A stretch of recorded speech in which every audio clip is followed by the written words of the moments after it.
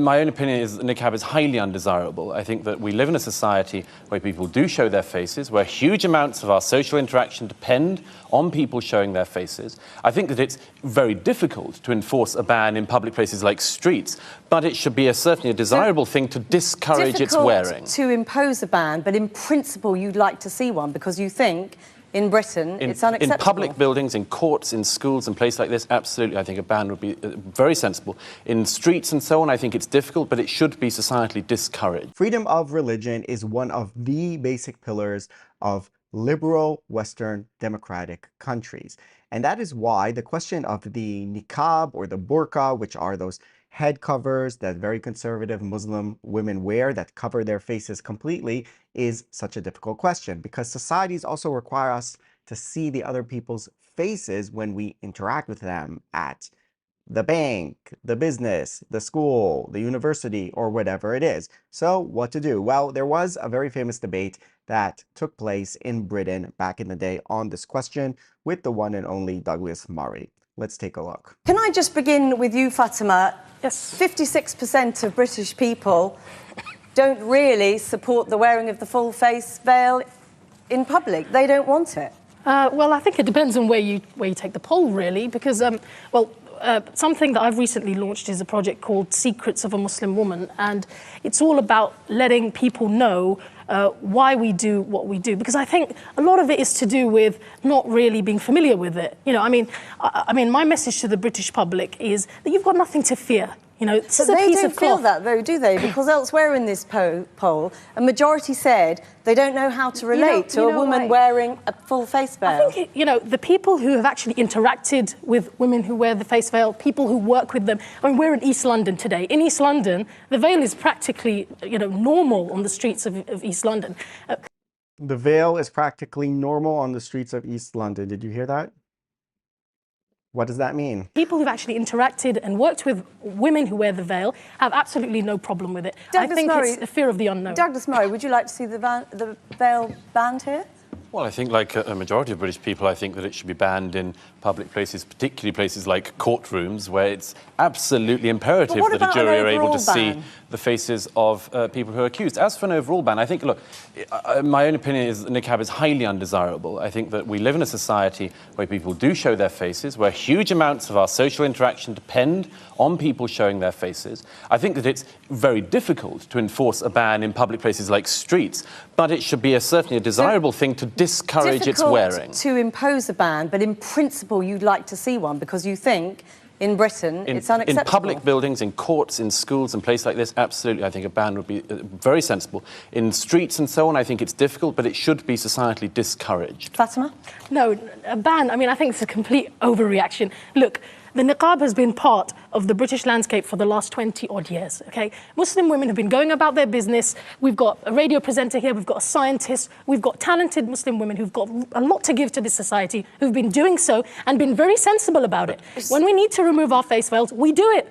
But how do you think we get through airport security? I mean, what about the fact that 56% of people are saying they don't want it here? You know what? I'm not surprised at all, because when you know that high-profile politicians making such offensive comments and big fuss about it, I am not surprised when the public say they are against it. We show our faces. Exactly. The British society, the fabric of the British society is respecting the public freedom. Public freedom is part of it, the religious freedom. What about the fact that people feel uneasy? They said they don't know how to relate to women who have their faces covered. First of all, let them interact with us. Let us be open and engaging with them. This is number one. Secondly, 80% of communication in the world does not involve face-to-face. Twitter,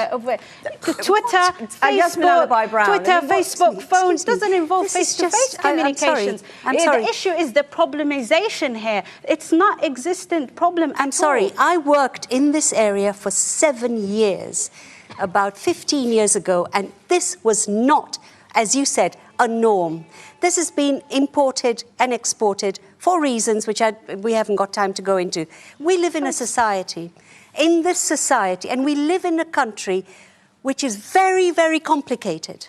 And to shut yourself off as if The rest of us are infections and cutting. How are we do not show This is the meaning. We are engaged. We are active. How are we shut off? Shalina, you have said that in engaging with your elderly white neighbour who feels uneasy, sometimes you remove the veil. When you worked with children, you remove the veil. Isn't that an acknowledgement that it is difficult for people to engage with women who have their faces covered?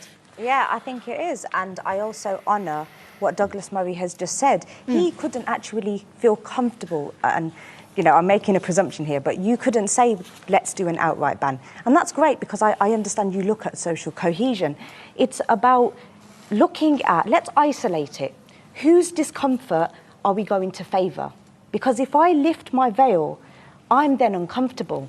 And we've favoured someone's discomfort. We live in a society, but I don't believe in the French ban. I don't think you should do that. But why not? Absolutely, If you're opposed to it, no, if you I think there is is a very simple way of saying, and a non-racist way of saying, in public institutions, everybody, whoever they are, must show their faces. It's Muslim exceptionalism that is becoming the problem. No, it's not. If we not. have the same rule for everybody, and at home, on the streets, I don't want people stopped.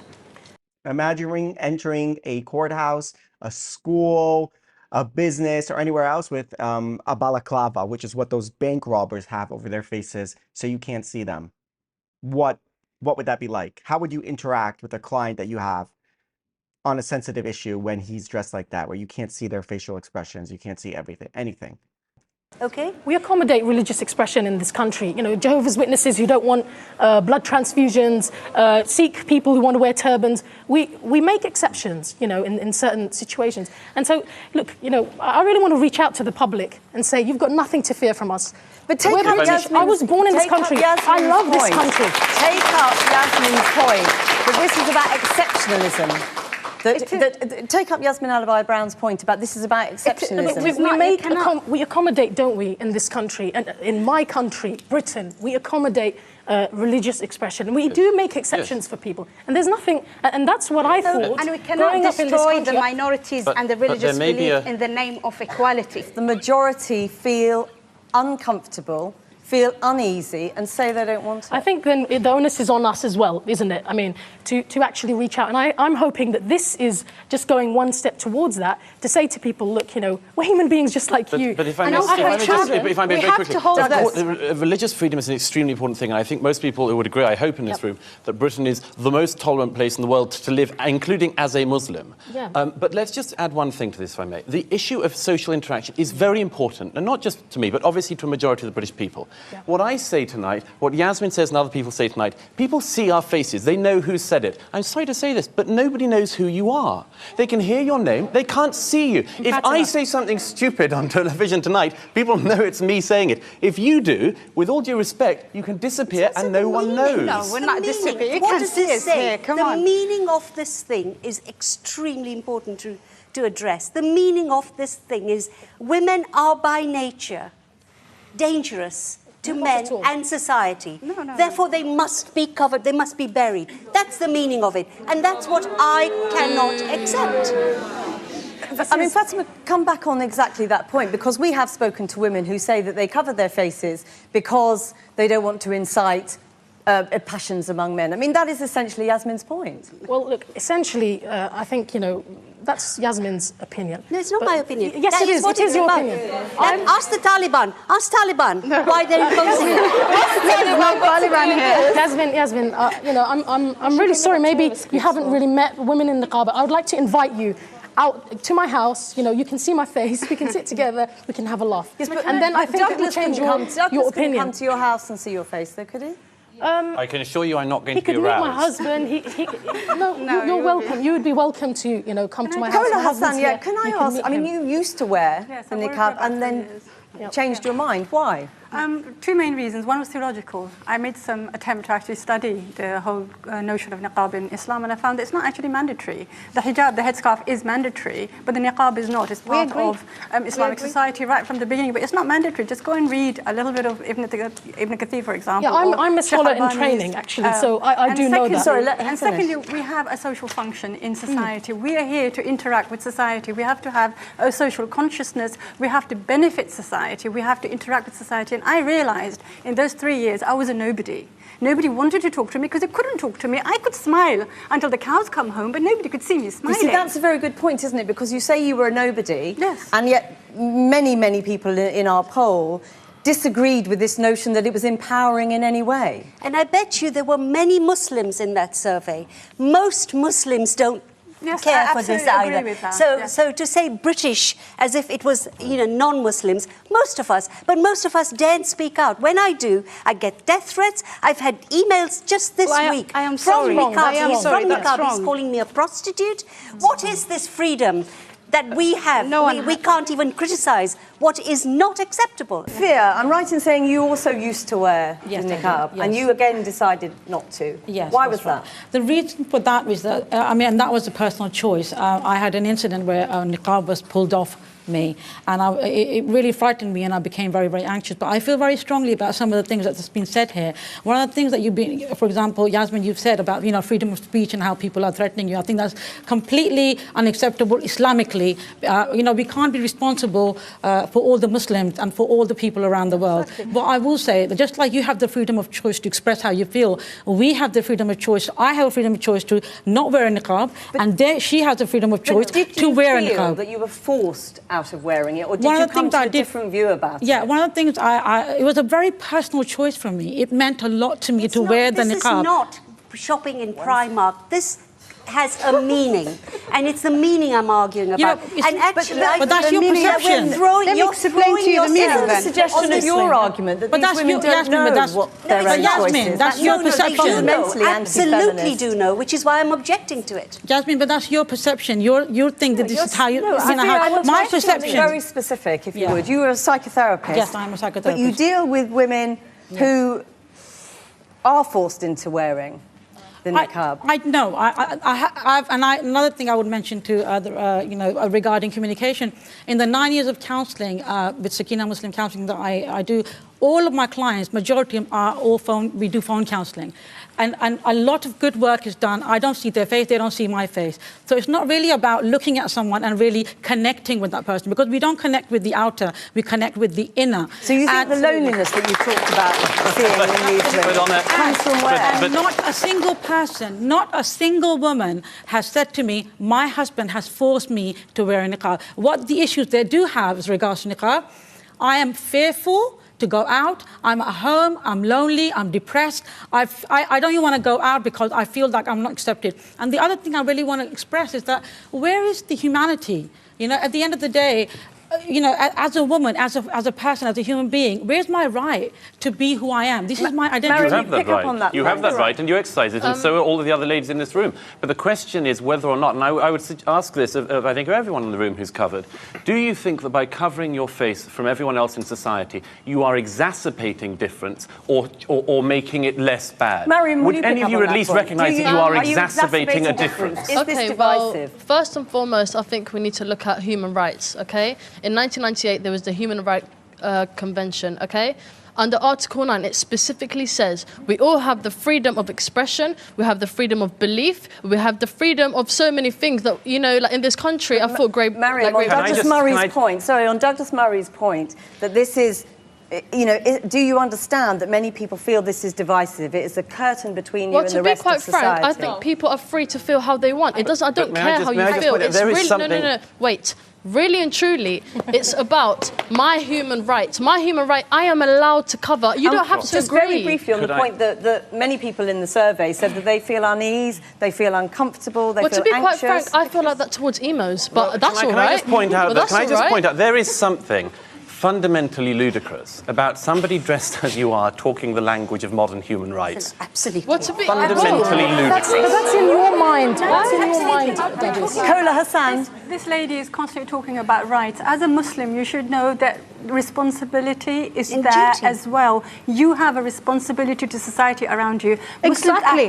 How is it to ask you all here? How is it that you say it's an absolutely fundamental? You have to wear it. It's a right. It's a necessity upon you. But yet you say you go through an airport and it doesn't matter if you lift it. Is it so negotiable? In France, many of the women who said we cannot go out if we don't wear it have taken it off. Can I just say, Shalina. there is a place where we have the right to exercise our right. And if this was a school or a playground, you know, as far as I'm concerned, the bullies are winning here. There is a majority of people who have the power and resources to put out there an image about the niqab.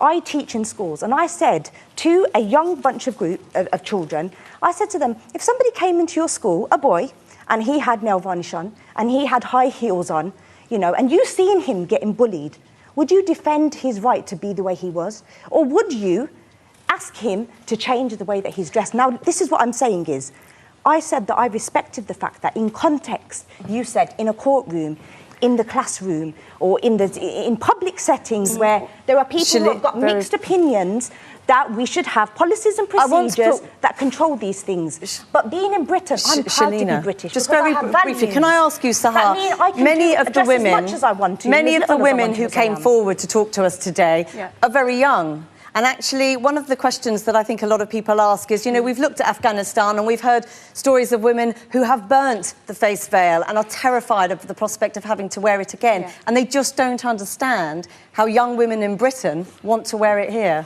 Very briefly, if you can. Well, I started wearing the niqab at a young age, and the reason is after a research. It's a long spiritual journey. I found out that when I wear the niqab, I'll be closer to God. It's an act of worship, it's an act of modesty, and it's liberating and dignifying. And since then, I've never changed my mind. And although my parents, my mum, my sister, don't wear it. It's me. It's my personal choice. But yes, and in a free society, the opinions of other people also have to matter. It's not just about you exercising your choice. The way other people feel about that should be of some concern to you. But you know, these feelings are coming from negative prejudices. We have coming from you don't want men's opinions? No. You don't want men's opinions? I'm sorry, we are going to have to end it there. I'm really sorry. As the only man, I'm sorry you don't want to hear men's opinions. Thank you very much for joining us. All right, now I decide that as part of my religion, I want to wear balaclava like the bank robbers do. And I'm just going to walk around with my face covered like that and see how people react. It's my choice. It's my personal choice. I think people would react pretty negatively to that. Now, obviously, religion, we have to be more sensitive. But she gave a really bad example about, for example, Sikhs wearing a turban. A turban is fine because it doesn't cover your face. Here in Israel, we have both religious women, Jewish women and Muslim women who cover their heads in various ways. Muslim women with a hijab, and we have the Jewish women who also cover their hair. And fine, like that's not a problem. And there's not a problem in Britain, I think, walking around with a hijab. That's perfectly fine. That doesn't affect anybody. But the problem is when you start to cover your face. When you cover your face, then it just distances you, the person covering your face, with the rest of society. It makes it hard to interact with the person, and also has security threats because you can't identify who it is, and you just don't know who the person is. So, I can tell you personally, when I went to Saudi Arabia, it was my first time I had significant interactions with women wearing niqabs, especially tour guides at some of the sites that I was at, and it's hard to connect with them. I had a male tour guide, he's smiling in this, you get along and everything, you connect with him a little bit. Then there's a female guide whose face is covered. She tells a joke, it doesn't really land because you can't see like the smile and there's not that affection that you have from actually seeing a person's face. I'm telling you, personally, from my experience, it harms the interactions. It makes the interactions not as good, all right? You can see some of it in my videos in Saudi Arabia. I'm not saying that the interactions there were bad, but just look at the person. When they smile, you can barely see like the bits around the eyes here where you can kind of feel a little bit of warmth, and that's it. So, yeah, I mean, it's a difficult one because, yeah, they want to make their decision, their personal decision regarding this garment. But on the other hand, definitely for the greater society, it's a problematic thing. And in the end of the day, you are the outlier. You are the minority in British society. And you should be a little bit flexible to the needs of the society, and not just the society, flexible to your personal needs. It's my decision. I want to do it. But what you're doing is harming those around you in various ways. It's degrading the social cohesion. It has security threats and issues. It reduces trust. It increases barriers, as was said over there. Does banning it like they did in France, is that the way to go? I don't know. But I can definitely say that I'm not a big niqab supporter. You want to do it in Saudi Arabia? Okay. I don't think the niqab should be worn in places like Britain and France, me personally. What do you think? Let me know in the comments below, and I will see you in the next video. Bye-bye.